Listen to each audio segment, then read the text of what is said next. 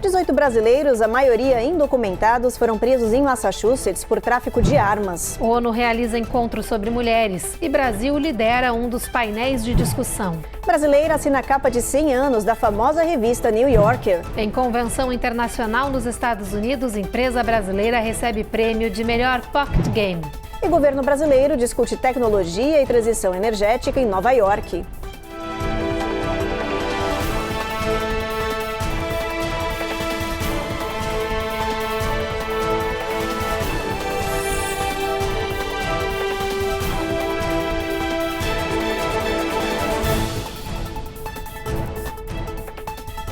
Boa noite. Boa noite. A operação da polícia americana contra tráfico de armas resultou na prisão de vários suspeitos, incluindo 18 brasileiros. A maioria era indocumentado. Mais de 100 tipos diferentes de armas foram apreendidas. O grupo é acusado de vender material em vários estados norte-americanos, como Massachusetts, Flórida e Carolina do Sul. Foram apreendidas mais de 100 armas ilegais em uma operação federal contra o tráfico de armas, depois de uma investigação que durou um ano em diferentes regiões do país.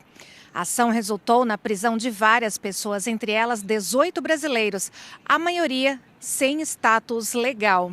Segundo a Procuradoria-Geral Americana, os brasileiros viviam ilegalmente em comunidades locais de Massachusetts e vendiam as armas em várias partes do estado e outras regiões, como Flórida e Carolina do Sul.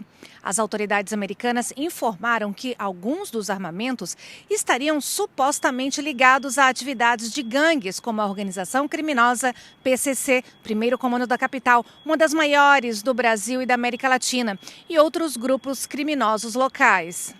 O grupo vai ser levado a julgamento. Se condenados, brasileiros podem pegar até 5 anos de prisão, 3 anos de liberdade condicional e uma multa de até $250 mil.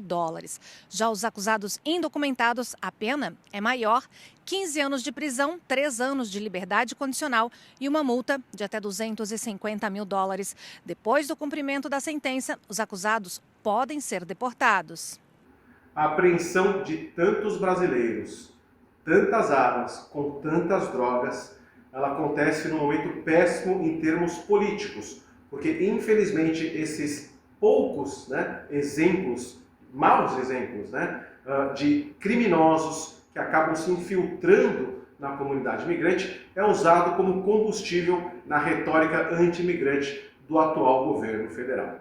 Mas, de qualquer maneira, política à parte, faz muito bem o Departamento de Justiça, as autoridades, então, ao apreenderem esse tipo de criminoso que se infiltra e que acaba estragando toda a reputação que a comunidade imigrante demorou décadas para construir de uma comunidade que é trabalhadora e honesta. Esses criminosos realmente precisam ser presos e devem ser deportados. No Brasil, a discussão sobre a obrigatoriedade do visto de turista para Estados Unidos, Canadá e Austrália voltou a ser destaque. É que depois de ter sido adiada 3 vezes e na contagem regressiva para entrar em vigor agora em abril, o Senado Federal Brasileiro fez um anúncio que dividiu opiniões. Os legisladores revogaram a exigência de visto para viajantes desses 3 países. Esse texto segue agora para a deliberação da Câmara dos Deputados. A proposta visa desfazer o decreto assinado pelo presidente Luiz Inácio Lula da Silva em maio de 2023, que determina a reciprocidade às nações que exigem visto dos brasileiros. A alegação dos legisladores é que essa medida de reciprocidade prejudica apenas o Brasil, já que o número de turistas visitando o nosso país cai. Desde a isenção de vistos implantada no governo Bolsonaro, o número de turistas americanos, canadenses e australianos passeando no território brasileiro aumentou cerca de 8%. Na sede das Nações Unidas, em Nova York, o Brasil está liderando um dos painéis de debate da Comissão Anual sobre Situação da Mulher, conhecido pela sigla CSW. Autoridades do nosso país defendem ações e políticas de combate ao ódio e à violência contra as mulheres no ambiente digital. Esta é a sessão de número 69 da Comissão Feminina da ONU, que discute direitos das mulheres, igualdade de gênero e empoderamento. O encontro é considerado o maior do mundo e destaca ações, políticas e avanços em defesa da proteção da mulher. Ativistas, políticos, líderes, autoridades e ONGs de diferentes países participam desse encontro anual para discutir os atuais problemas que envolvem as mulheres, como as tecnologias emergentes, por exemplo, que estão sendo usadas como armas contra o mundo feminino. O Brasil assumiu o papel de liderança de um dos painéis sobre misoginia online, que é o ódio e violência digital contra a mulher. O nosso país discute todas as formas de discriminação e soluções para o problema, incluindo uma maior responsabilização das plataformas digitais. Autoridades destacam ainda a necessidade de uma regulamentação internacional para garantir a proteção das mulheres no ambiente digital. O encontro dura até amanhã na sede da ONU em Nova York. Depois do intervalo, Donald Trump assinou hoje o desmantelamento do Departamento de Educação. E a IRS negocia compartilhar dados de contribuintes com o Departamento de Imigração.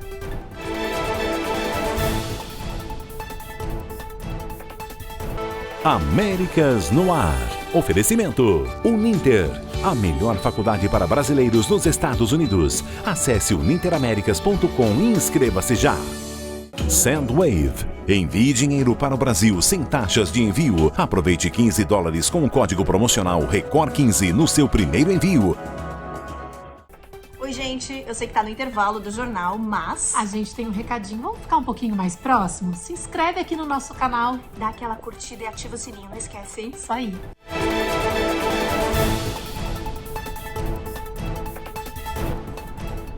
O presidente Donald Trump cumpriu a promessa de campanha e assinou agora há pouco o decreto que determina o início do processo de fechamento do Departamento de Educação. A ideia da Casa Branca é devolver para os 50 estados a autoridade sobre o setor, mas o desmantelamento completo ainda depende de aprovação no Congresso norte-americano.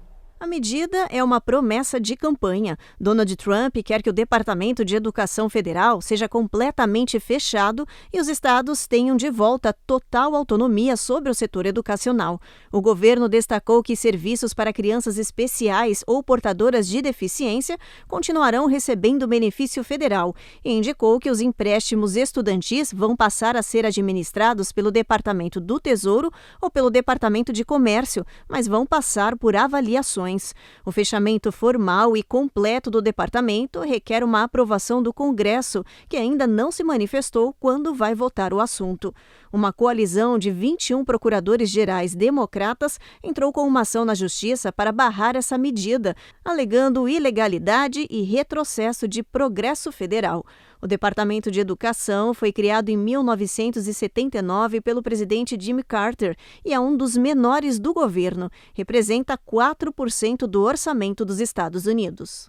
A administração Trump confirmou hoje que o IRS está discutindo ativamente a entrega de dados dos contribuintes ao Departamento de Segurança Interna. O problema é que compartilhar dados de quem declara imposto de renda no país pode levar a uma caça e deportação generalizada de imigrantes sem documentos. Por lei, a agência é obrigada a manter as informações dos contribuintes confidenciais, exceto em circunstâncias muito específicas detalhadas no Código Tributário. Depois do anúncio dessa parceria com o departamento responsável pela imigração, 2 grupos de direitos de imigrantes entraram com uma ação judicial contra essa medida. Eles querem impedir as autoridades de imigração de ter acesso a esses dados. Mas ontem um juiz distrital já se recusou a emitir uma ordem de emergência para impedir o compartilhamento desses dados. Um advogado do Departamento de Justiça disse que as negociações estão avançadas. A gente conversou com uma advogada sobre esse assunto e ela disse que essa ação pode prejudicar imigrantes com ou sem status. Vamos ver que a imigração vai ter agora acesso aos imigrantes indocumentados que estão aqui trabalhando e vão provavelmente ter que fazer uma fiscalização com as empresas que estão contratando essas pessoas aqui indocumentadas. A segunda coisa que eu vejo como um problema é que pessoas que estão aqui no visto de turista ou no visto de estudante não têm permissão de trabalho. Muitas pessoas que estão aqui nos Estados Unidos que entram no visto de turista acabam fazendo uma troca de status por visto de estudante e recebem aí uma oferta para fazer um processo chamado EB3, que no final sim te dá um green card para poder ser residente permanente aqui dos Estados Unidos. O que eu vejo que vai impactar negativamente essas pessoas seriam que se você estiver trabalhando e talvez tiver um W-2, tiver um 1099, um W-9, algum tipo de documento onde você agora é obrigado a ter que ali fazer a sua declaração de impostos, a imigração agora vai ter acesso a isso. Então, durante uma entrevista, talvez, de ajuste de status, a imigração já vai estar sabendo que você violou os termos e condições do seu visto, que não é permitido para um ajuste de status aqui nos Estados Unidos. Isso vai ter um impacto, eu acho, também negativo para o governo americano, onde os imigrantes vão ficar receosos de fazer os seus impostos. Então, isso é algo muito sério, isso é uma situação que esperamos, né, que não venha acontecer, mas caso aconteça, a gente vai ver um impacto aí muito negativo para os imigrantes que estão aqui, tanto documentados como indocumentados. E se você recebe os benefícios da Previdência Social ou conhece alguém que depende do Social Security, atenção! A agência anunciou que não será mais possível lidar com certos serviços por telefone a partir deste mês, o que pode dificultar o recebimento de cheques para muita gente, como os idosos. As novas regras podem tornar mais difícil para algumas pessoas receberem seus benefícios. Elas entram em vigor no dia 31 de março.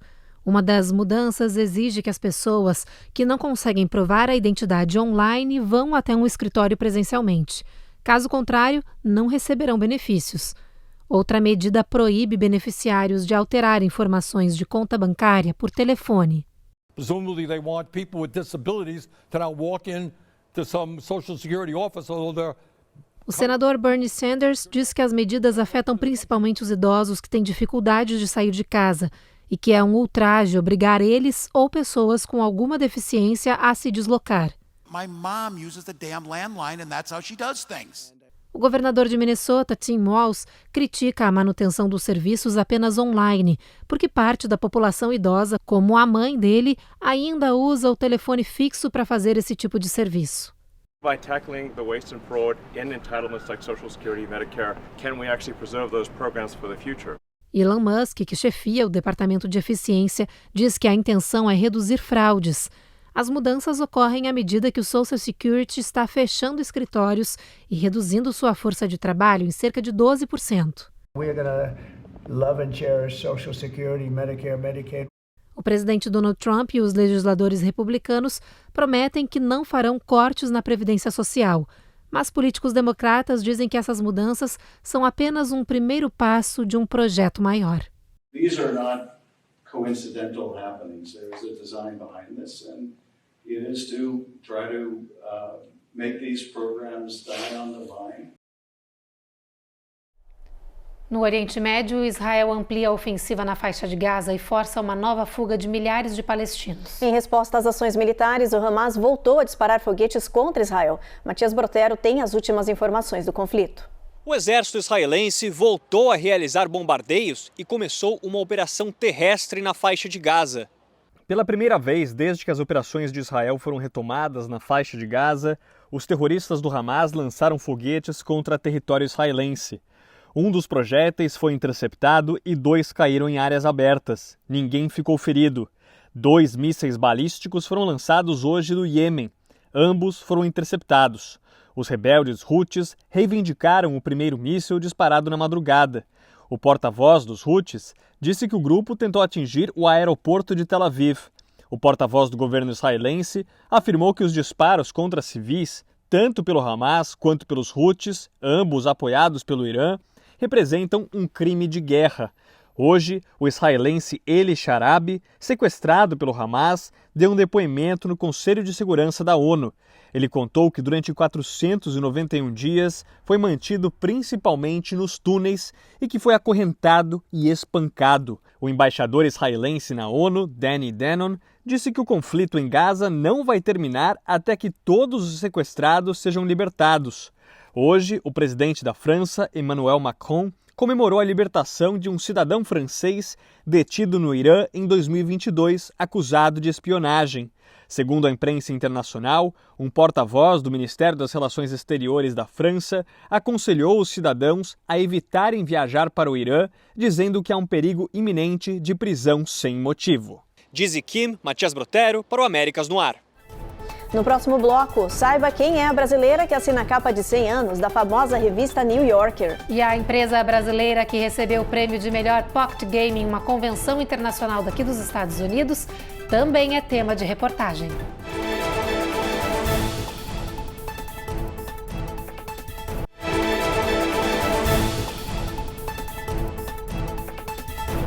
A gente fala agora de uma brasileira de sucesso que chegou aqui nos Estados Unidos com um talento artístico singular e se destacou. Ela foi chamada para ilustrar uma das capas comemorativas de uma das mais conceituadas revistas norte-americanas, a The New Yorker.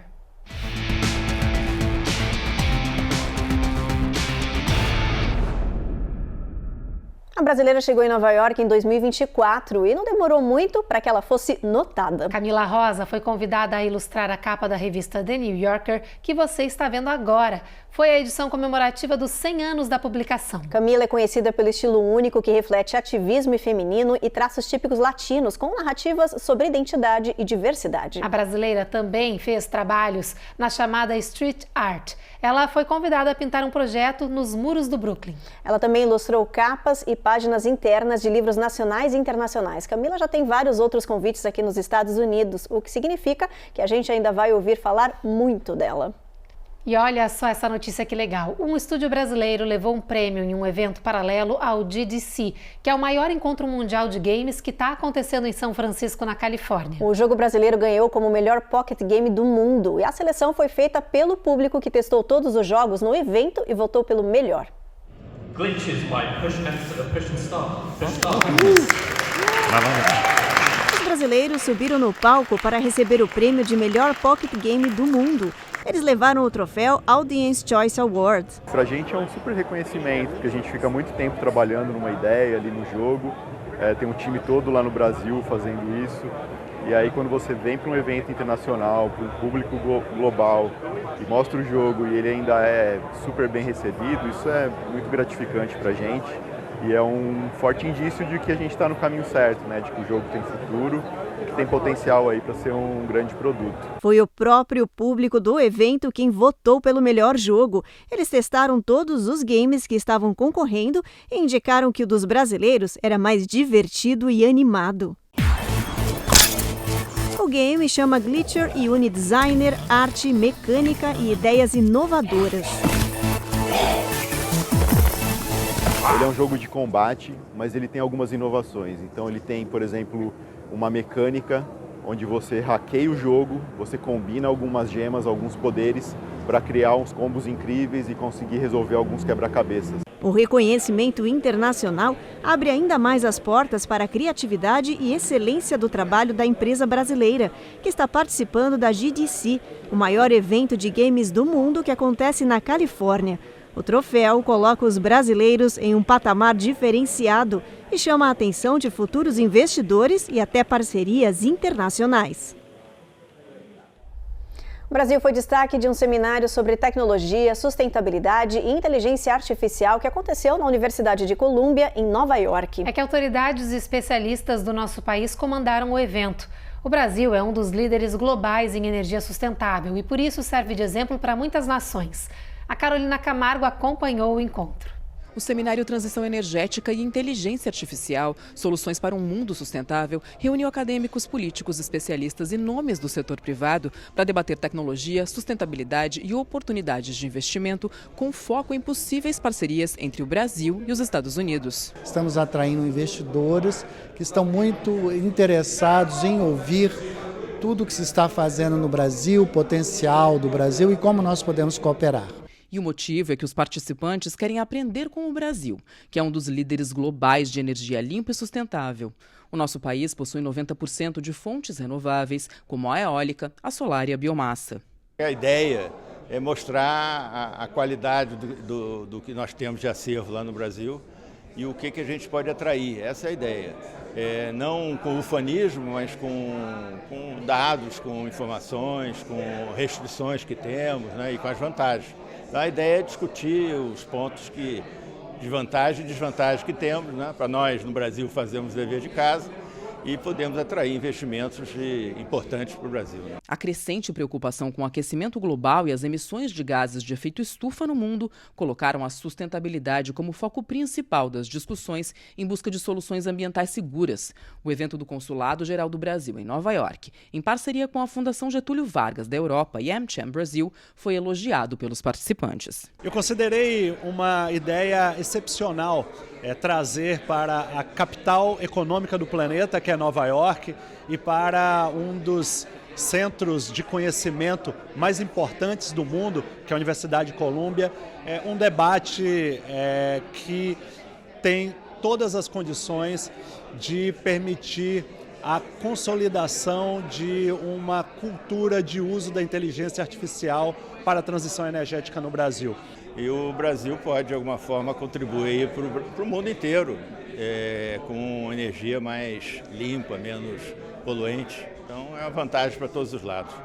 A seguir, incêndio em pastagem foge de controle no sul da Flórida e fecha estradas e bombeiros tentam conter as chamas. E hoje, no Dia Mundial da Felicidade, a gente foi pra rua ouvir o que faz a nossa comunidade feliz.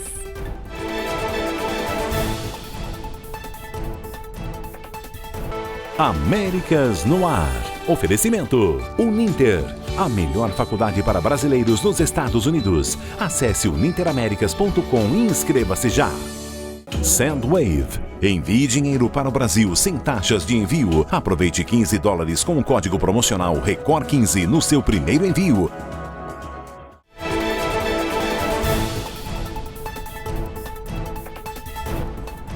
Um incêndio em pastagens fugiu de controle no sul da Flórida, perto do condado de Monroe, enquanto a região enfrenta uma estação de seca. O Corpo de Bombeiros de Miami-Dade, o Serviço Florestal da Flórida, a Patrulha Rodoviária e as unidades policiais trabalham em conjunto para tentar conter as chamas. Nesta quinta-feira, imagens pipocaram nas redes sociais com moradores assustados com as chamas e a fumaça tóxica no ar. A névoa escura já provoca caos em estradas da região, reduzindo a visibilidade dos motoristas. As autoridades também alertam para a piora da qualidade do ar. A Card Sound Road e a US 1 chegaram a ser fechadas nesta manhã, enquanto os bombeiros tentavam controlar as chamas por terra e por ar.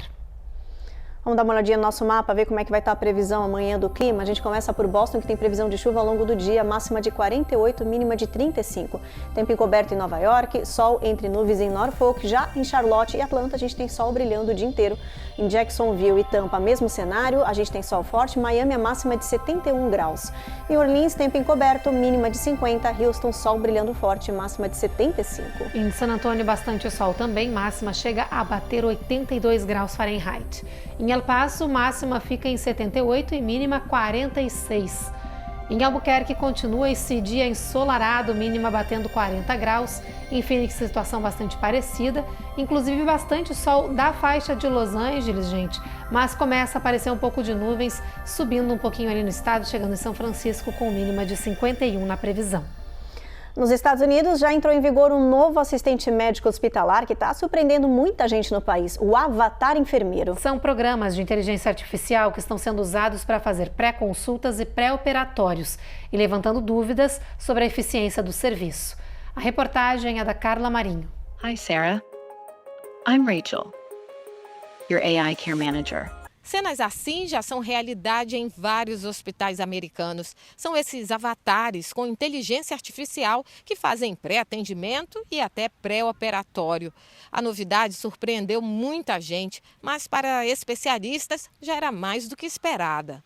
Nenhuma área vai ser tão forte quanto a área da saúde. Estima que cerca de 30% de todos os dados coletados no mundo são coletados pela área da saúde. Tá? Então, em primeiro lugar, coleta muitos dados. Segundo lugar, é uma área muito difícil, muito complexa.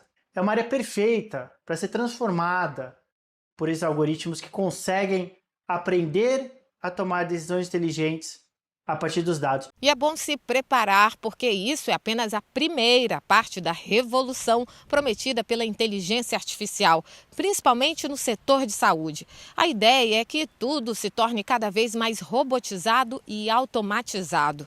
Os especialistas garantem que não há o que temer. Portanto, a próxima vez que você marcar uma consulta, pode ser atendido por esse mecanismo que ajuda a reduzir custos, burocracia e também aumenta a eficiência.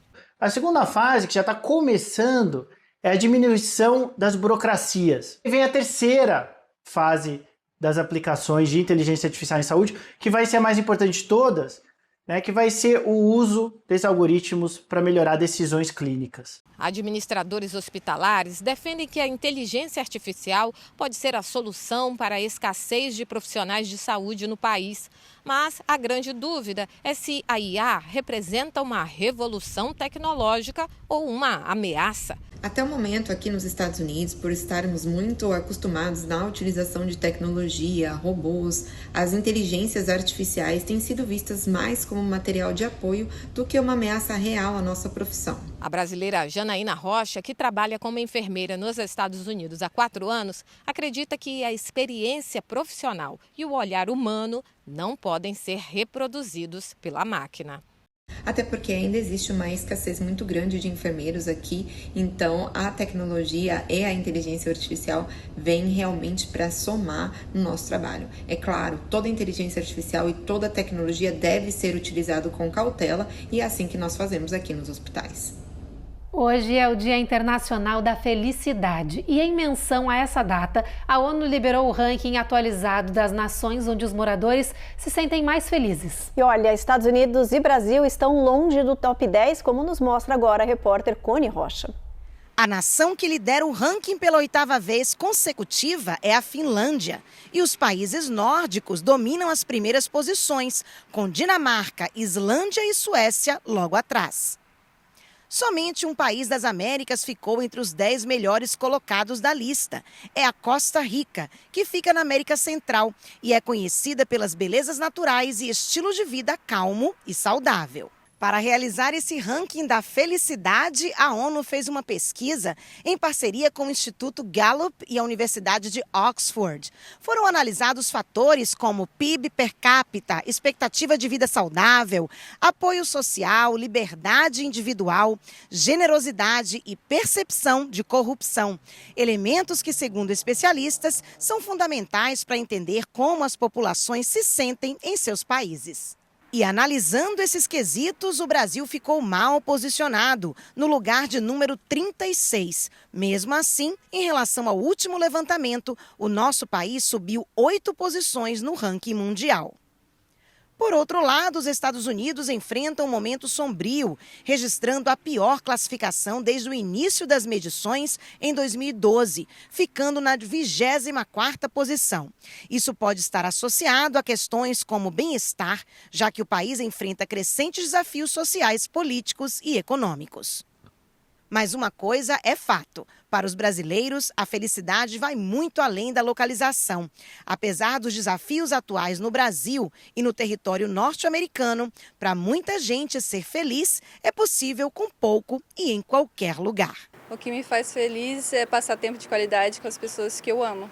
Tipo, minha família, meus amigos. Para mim isso já basta. E comer também. É um bom café com um amigo. É um dia onde você percebe que todas as coisas casaram perfeitinho e tudo aconteceu de acordo com o que tinha que acontecer. Enfim, eu acho que é isso, felicidade é isso. Minha cachorrinha. Eu brinco com ela, eu corro com ela, eu dou comidinha pra ela. Eu sempre acho que quando a gente está com saúde, a gente está feliz e quando a gente está com a família, a gente está super feliz. Mas algo assim diferente que me deixa muito feliz é quando eu estou trabalhando. Eu adoro trabalhar, porque eu adoro o que eu faço, o meu trabalho. E meu trabalho é trazer também um pouco de felicidades para as pessoas, então eu também fico feliz quando eu estou trabalhando. American Noir me hace muito feliz. Eu miro todas as horas com meu marido quando tomamos café da tarde. Obrigada. Tá aí a Cíntia para acabar com qualquer rivalidade entre Brasil e Argentina, maravilhosa, dizendo que é feliz vendo o Américas no ar. Ai, gente, que fofo. Olha, coraçãozinho para você, Cíntia. Cíntia, obrigada. A gente também é muito feliz de saber que a gente te faz feliz, viu? Com certeza. Bom, o Jornal Américas no ar, então, termina agora. A gente agradece a sua audiência, mas continua com a gente que tá chegando o Rico e Lázaro e a gente se encontra de novo amanhã. Até lá.